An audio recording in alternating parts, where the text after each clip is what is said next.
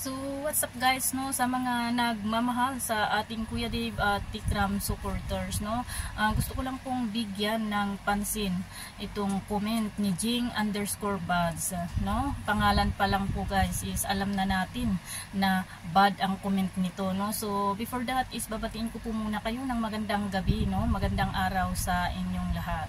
So, ito po ang sabi po niya is puro na lang daw Dave, wala na bang ibang pwedeng i-thumbnail? Sabi niya, no? Dave na lang palagi, nakakaumay na. Mas paborito daw si Dave, kaya puro na lang daw Dave, no? So, for you, Jing_Buds, no? Sino naman po ang gusto mong i-content ni Tikram or i-thumbnail ni Tikram, no? Ang visual po kasi, kung naiintindihan mo po ang salitang visual, no? Yan po, kaya po laging content at lagi pong thumbnail si Kuya Dave, no? At kasi sabi ko nga, karamihan po kasi, no, ng mga nanonood ngayon sa Tikram Kids, no? Hindi po karamihan talagang lahat ng nanonood sa Tikram Kids ay supporters ni Dave. Opo, may mga ibang supporters ng mga bata dyan, no? At talagang Tikram supporters, no? Pero, no, katulad ng sabi ko, karamihan ay Dave supporters. So, kung iba po ang i-thumbnail nila, sino po ang manonood? Kung si Luis po ang i-thumbnail nila, sino po manonood? Diba? So, talaga naman, Jing_Buds, no? Sabi ko sa'yo, wala pong namimilit sa'yo na manood ng uploads nila para kay Kuya Dave, no? Kung ayaw mong manood, huwag lang, no? At huwag ka nang magbitaw ng di magandang salita. Kasi alam mo na, no, ang mangyayari, no, kung ganyan ulit ang mga comment nyo, sinong babagsakan? Si Dave. Tapos, pagka nasaktan kayo, sumbong kay Tikram, ganun. So, Jing_Buds, no? Ingat lang kayo sa mga kino-comment nyo, no? At sabi naman ni Lunila Maglisay, sabi niya, Gina Kanyeda, no? Sabi niya, hinihintay ko nga, ito po ay tungkol din po sa content ulit at achievement, no? Hinihintay ko nga na i-content award ni Luis, sabi niya, Jace and Jillian, no?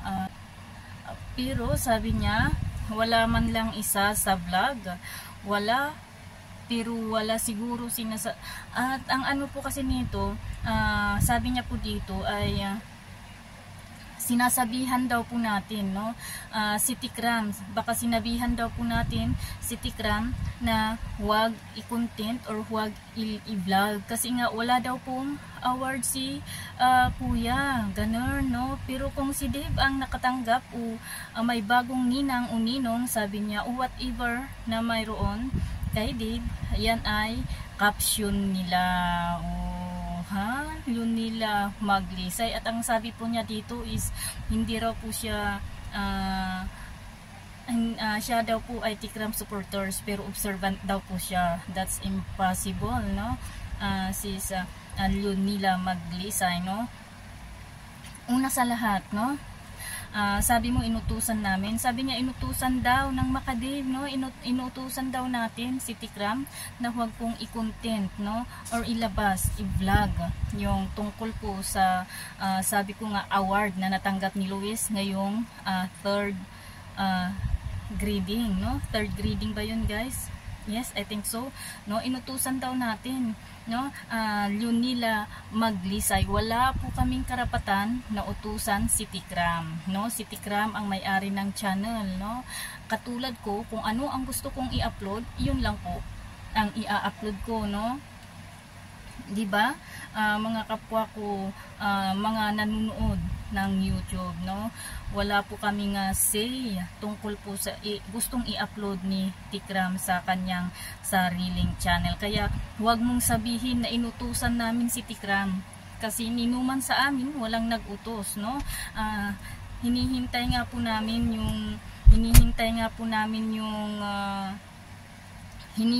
po namin yung upload, no, tungkol diyan, at sigurado na sabay-sabay kayo sa comment section na magsasabi na naman na yung sinusuportahan nila bubo, di po ba? no? Pero malakas po kami kay Lord at hanggang ngayon ay wala pa rin po, no?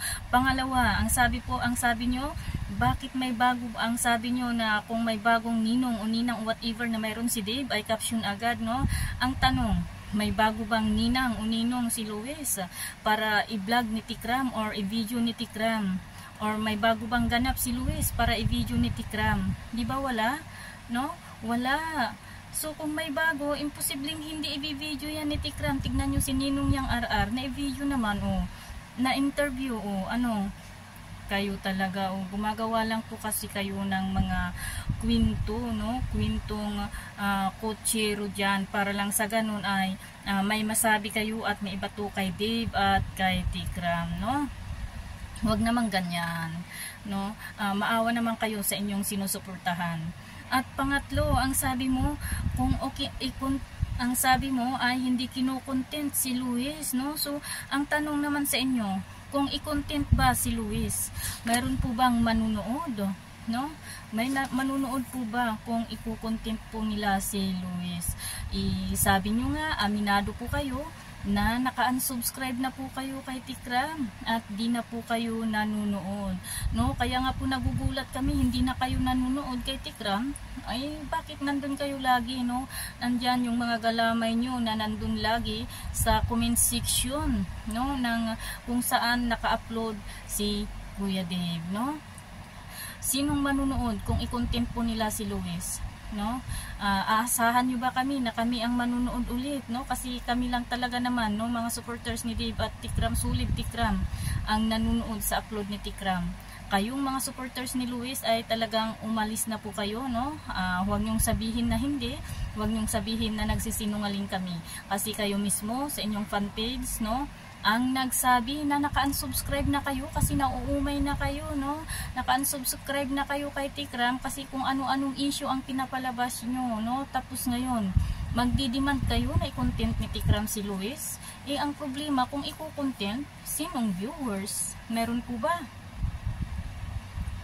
Kung manunood sana kayo, ipakita nyo, sabi ko ulit, ipakita nyo ang suporta nyo para sa inyong sinusuportahan para ma-content din siya, no? Wala kaming problema kung i-content siya o hindi.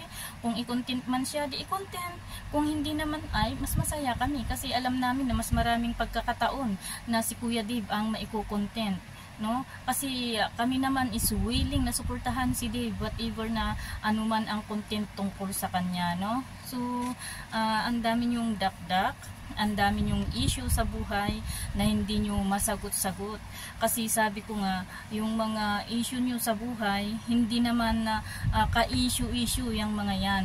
Lalo na sabi ko nga, is nasa social media po tayong lahat. So, kung maaari lang sana, is bago po tayo mag-comment, magbitaw ng salita, is pag-isipan po nating mabuti, no? Hindi po ba? Pag-isipan po nating mabuti ang ating kino-comment para sa ganun ay hindi po tayo putaktihin, no, ng mga supporters ng iba, no? Tapos sasabihin nyo, pagka na-comment nyo na yon, wala akong sinusuportahan sa dalawang bata, Solid Tikram ako, no? Ganun na naman ang sasabihin nyo. Nako, nagpapahalata po kayo, no? Magkakakilala na po tayo. Alam na po namin yung strategy ng mga supporters na nagkukunwari. So, huwag na po tayong magbulahan. Aminin nyo na lang po yung totoo, no? Huwag yung hindi ako solid na hindi po ako supporters ni Dave, supporters ni Luis, no? Tikram ako, no? Grabe, no? So, ngayon, kung gusto nyo, ulitin ko ngayon, kung gusto nyo makontent si Luis, manood kayo, no? Manood kayo sa Tikram. Mag-comment kayo na kayo nandun, na nanonood, para makita ni Tikram na marami kayo. Kasi, alangan naman na magkukontent sila na magiging flop, no? So, kailangan na makita niya, no, kailangan paramdam nyo na andyan ang presensya ng mga supporters ni Luis para sa ganun ay iko-content din po nila si Luis. So kung hindi naman mapagbibigyan ang inyong kahilingan, kasalanan nyo po yan. Alam nyo kung bakit, no? Alam nyo kung bakit. Kung hindi mapagbibigyan ang inyong kahilingan na i-content si Luis or i-thumbnail si Luis, no? Alam nyo ang dahilan. Kaya sabi ko nga, no, is kailangan ang pagkakaisa nyo para sa ganon ay lagi nyo ring makikita si Luis sa upload videos ni Tikram. So ayan lang guys, no, ayan lang guys, gusto ko lang pong pagtuunan ng pansin tong mga ito. So kay Jing_Buds, no, at kay Leonila Maglisay, no, shout out sa inyo, no. Be careful next time na mag-comment po kayo kasi yung mga comment nyo is talaga naman din, no, na katawa-tawa. So next time pag-isipang mabuti. So ayan, thank you for watching and see you tonight para po sa live stream po natin. Maraming salamat po and bye.